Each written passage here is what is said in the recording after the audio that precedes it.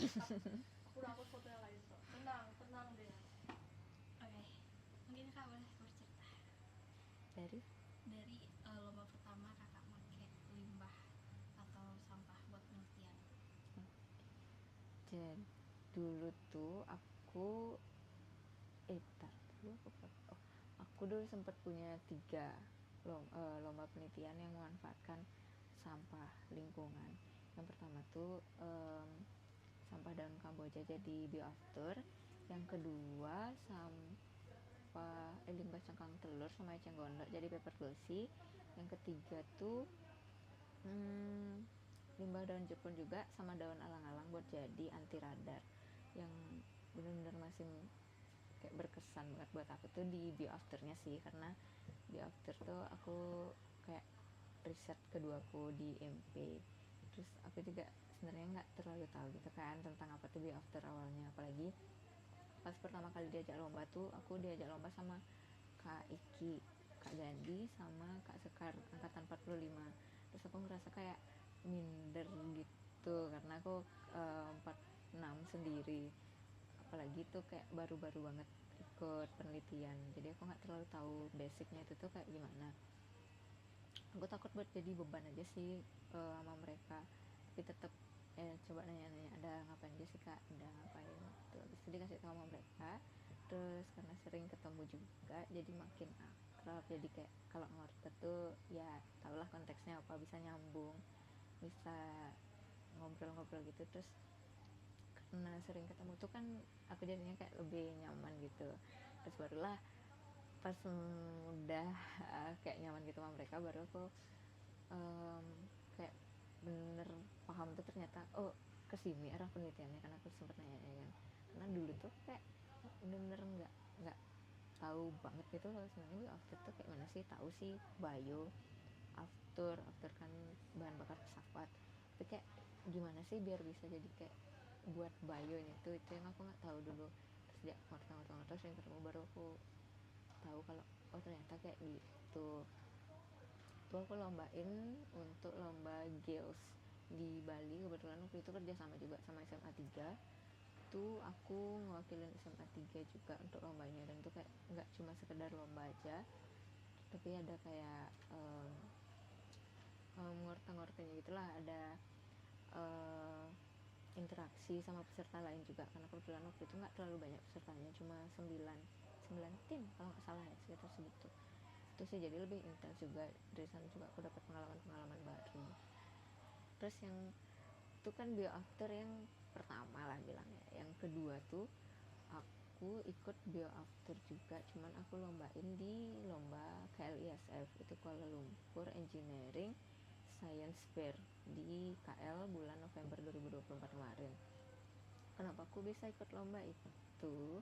Sebenarnya itu ditawarin sama Kak An. Jadi Kak An waktu itu ketemu sama temennya, terus temennya ini kayak nawarin lomba SMA 3, ikut juga lombanya itu. Terus Kak An ngubungin aku langsung, terus mau nggak berangkat ke Malaysia. Itu aku kaget banget, kayak kenapa tiba-tiba banget lomba ke Malaysia. Aku nggak tahu lagi ada lomba apa kan, soalnya kayak biasanya yang kita ikutin itu kan kayak ISA, Innova, itu tuh lagi nggak ada bukaan lomba ke Malaysia. Terus aku tanya, ini tuh lomba apa Kak? Terus dikasih tahu lombanya kayak ISF. Terus disaranin coba aja bawa bioafter, soalnya itu kayak lingkungan banget dan jarang gitu loh ada yang buat kayak gitu kan. Terus aku disuruh nyari orang lagi 2 biar bisa ikut karena maksimal 3 orang. Terus aku mikir dulu, pertimbangin berapa orang ya biasanya, terus siapa aja ya kira-kira. Terus kayak setelah pertimbangin juga siapa-siapanya itu, jadinya aku ngajak Dita sama Juna buat ikut lombanya itu. Terus ditawarin, terus sebenarnya aku langsung kayak oke, gas, ikut aja gitu loh. Padahal sebenarnya itu dulu nggak dikasih ikut lomba ke luar negeri, tapi kayak karena kesempatan nggak datang 2 kali kan, jadi kayak ya udahlah gas aja ikut lomba kayak WSF ini. Tuh aku ngembangin bioafter. Terus aku sadar sebenarnya di bioafter yang pertama tuh ada kekurangan di bagian pengujiannya, karena pas pengujian itu seharusnya ada standarnya gitu kan untuk bahan bakar, itu ada ASTM-nya gitu. yang standar internasionalnya. Tapi yang pas di Bioafter pertama yang Gels ini aku nggak pakai standar ASTM itu, make cuman pengujiannya itu masih sederhana banget gitu deh pokoknya, masih sederhana. Jadinya aku mikir kayak kalau misalnya Bioafter nih dibawa ke KL berarti di hasilnya yang harus diubah banget, yang harus sesuai dengan standar dan harus pakai alat uji yang proper gitu. Udah sempet sih nyoba-nyoba ke UNUD, ke univ-univ lain tuh buat nanyain ada nggak mereka alat-alatnya ini, dan ternyata nggak ada. Cuman di UNUD tuh ada 2 alat aja, cuman itu katanya lagi rusak jadi nggak bisa kan di UNUD. Terus iseng lah nyoba ke lab bahan bakar kayak Pertamina gitu, coba ngajuin, ternyata boleh di sana. Jadi ya udah di sana ujinya gitu.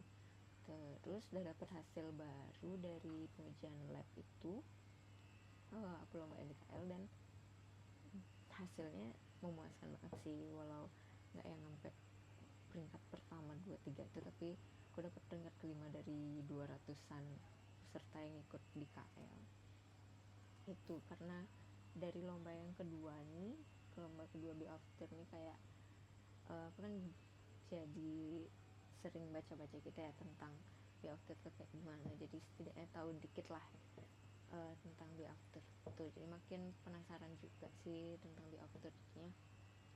Aku ajak Dwi juga buat coba lanjutin Bioafter nih ke lomba yang lain. Terus waktu itu sih emang pengen banget ISPO, karena tahun sebelumnya aku kayak mau coba daftar ISPO tapi deadline-nya mepet banget seminggu, jadi nggak jadi. Jadi aku ngajak Dwi dari persiapan KLISF tuh, aku udah ngajakin Dwi buat ikut bantu-bantu, bahkan ke lab pun dia juga ikut kan buat tahu ujinya kayak gimana. Terus setelah itu tuh persiapannya lumayan lama sih, dari November sampai Februari. Lomba ISPO-nya itu Februari. Terus pas di ISPO tuh fokusnya yang aku ambil di metodenya yang aku ubah. Itu aku pakai metode distilasi, tapi kayak masih agak kurang gitu sih hasilnya juga, karena aku juga belum yang riset dalam gitu, yang terlalu dalam gitu tentang Bioafternya ini. Jadi hasilnya belum yang bagus banget, sesuai standarnya banget gitu. Jadi maunya tak kembangin lagi next, mungkin pas di universitas atau gimana gitu. Sudah. Terus dia mau nanya, tadi kan aku sempat menjelaskan belum pas di Bioafter dari daun kamboja itu kendala pas lagi nyiapin bahannya. Kendala nyiapin bahan, kalau dari bahan sih nggak ada, karena kan cuma pakai daun jepun sama bahan kimianya kan heksana. Sana beli sih di toko kimia gitu. Terus kalau untuk daun jepun tuh kan tinggal ngambil aja kan di sekolah kan banyak banget. Terus kalau aku sama yang lain ngerasa kurang, kita ngambil di Gang Trisma tuh loh. Gang Trisma kan banyak banget ada daun jepun kan, itu sampah-sampahnya itu juga banyak banget dibawa, jadi langsung aja mungut dari sana. Atau enggak Kak Ananta biasanya bawain. Dari masing-masing tim tuh kan pasti ada aja daun jepun di rumahnya, dia yang bawain gitu, daun jepun yang udah kering, jadi tinggal potong-potong-potong. Udah sih, kalau kendala di bahan nggak ada sih. Kalau waktu itu presentasi juga, Ya, ketiganya presentasi. yang mana yang paling kayak kira-kira ya banyak kendalanya atau misalnya ada momen-momen yang spesifik, yang lucu atau yang berkesan? Kalau kendala dari setiap presentasi tuh kalau di Gils itu sempat ditanyain pakai pertanyaan, kenapa pakai N-hexana bukannya N-hexin tuh nggak bagus ya buat mesin. Itu aku, Kak Iki, Kak Ganti sama Kak Sekar udah kayak tatap tatapan dikit tuh kayak gimana ya udah bingung banget. Terus akhirnya Kak Iki yang jawab, dia bilang kalau untuk saat ini kenapa kami milih itu, karena dilihat juga dari kandungannya itu, kandungan N-hexin yang cocok buat jadi apa namanya ekstraksi daun jepun tuh. Dan dibilang ini kan masih prototype, yang penelitian waktu itu tuh masih prototype, jadi istilahnya masih coba-coba gitulah. Mungkin nextnya kalau udah nemu bahan kimia yang cocok buat ekstraksi bakal pakai itu, nggak pakai N-hexane lagi gitu. Itu sih yang buat deg-degan. Kalau pas KLSF presentasinya nggak ada masalah menurutku. Kalau ISPO tuh aku deg-degan banget soalnya online, terus kayak aku mah duit tuh dapetnya urutan terakhir gitu loh, terus kayak takut nggak bisa jawabnya, nggak bisa ngejelasin secara maksimal, apalagi jurinya itu ada berapa ya waktu itu, tiga kayaknya kalau nggak salah. Terus ada salah satu yang kayak gencar banget nanyain kenapa milih ini, kenapa nggak bahan bakar yang lain aja, kan yang bahan bakar lain tuh juga nyimpor, kenapa nggak yang itu. Itu kayak waktu itu pertanyaannya duit sih yang jawab, aku lupa lah nanya apa, duit jawab apa. Terus tuh pas udah mau closing baru tak tambahin lagi kenapa milih fokusnya itu di bioafter, padahal bahan bakar lain itu juga nyimpor. Itu karena emang pada saat ini kan kebutuhan after tinggi, terus apalagi kita emang impor sih, bahan bakar lain itu juga impor, tapi untuk saat ini fokus yang kami lakuin tuh di bioafternya kayak gitu sih. Itu sih yang buat deg-degan banget, tapi setelah itu aman-aman aja. Kalau yang di MTE tadi kan ada sempat jelasin ya, Belum. boleh diceritain dari awal MTE. proses sampai sampai pengumuman kita. MTE itu awalnya kayak orto puyung tuh, kita puyungku Kirana sama Dwi, iya ikut lomba MTE, lumayan tuh bintangnya gede di Sinte kan, Sinte Puspresnes tuh bintangnya bintang 4 MTE waktu itu. Terus aku yang lain mikir kalau misalnya ikut ini kan lumayan tuh bintangnya gede, bisa dipakai buat daftar SNBP gitu kan.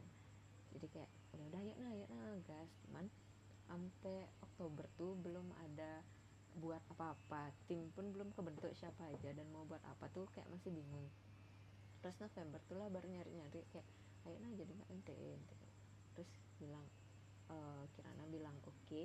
Terus Kirana ngajakin Joanna juga bilang oke. Terus aku ngajakin Dwi karena emang dari sebelumnya aku udah kayak janji gitu sama Dwi, ayo ikut lomba bareng selama masih di MP. Jadi aku ngajakin Dwi ikut MTE itu.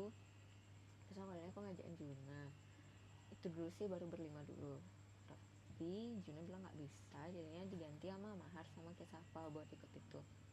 Udah kebentuk timnya, tapi sekarang tapi pas itu kami bingung kayak buat apa mana ya, masa bioafter lagi, kayak aku baru banget abis nginin bioafter, mau coba bioafter lagi tuh. Bingung sih jujur, kayak apa men tak buat kayak gitu kan. Terus disaranin lah aku waktu itu main lain ngumpulin ide dulu, ada 3 ide deh, bioafter, rompianti peluru, sama nanopartikel buatannya Kak Sekar waktu itu. Terus dari ketiga ide itu kami bandingin yang mana sih yang sekiranya bisa agak cepat, karena waktu itu deadline-nya 31 Desember.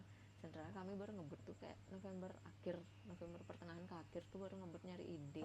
Cuman jadinya harus bener-bener yang bisa banget selama sebulanan lah. Terus banyak pertimbangan akhirnya kami milih rompianti peluru karena kami pikir kayak bahannya mudah didapat, karena kan pakai gebang kayak gitu. Awal itu mau yang kayak gebang, serat rami, dan serat pelepah pisang sama serat nanas, itu kan kayak ya ada lah yang produksi jadi gampang. Kami milih itu, terus udah datang nih, udah siap bahannya semua. Terus pas mau buat yang serat gebang kayak satu lembaran itu perlu berapa hari ya, kayak berhari-hari banget, lama banget, apalagi biar jadi satu lembar tuh lama banget. Padahal udah dibantu juga sama teman-teman MP yang lain, tapi tetap makan waktu yang cukup banyak. Jadinya kami pikir kayaknya nggak bisa deh kalau lanjutin pakai serat pelepah pisang sama serat nanas. Kayak serat gebang aja udah lama banget waktunya, belum lagi raminya itu yang dijadiin lembaran. Jadinya gantilah ke kain tetoran sama kain kanvas. Jadinya kami punya 2 PR, gebang sama rami. Pas fokusin di gebang kan ada juga yang fokusin di rami tuh, cuman karena perlu yang itu agak lama juga buatnya, dan ternyata lebih lama Rami daripada Gebang. Jadi mikir kayak ya udah deh coba beli yang udah jadi aja, terus dirapitin, nyari-nyari dah di mana yang bisa buat kayak gitu, terus nemu di kayak yang buat tenun gitu di Gianyar. Jadi harus bolak-balik ke sana buat beli raminya itu.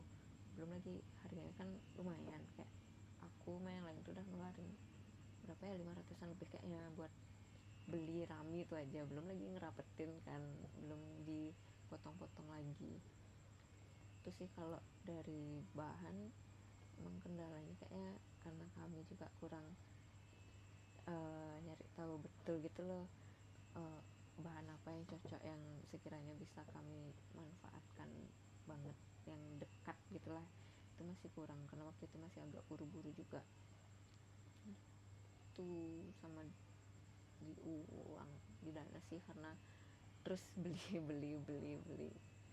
Tapi seru sih pas banget.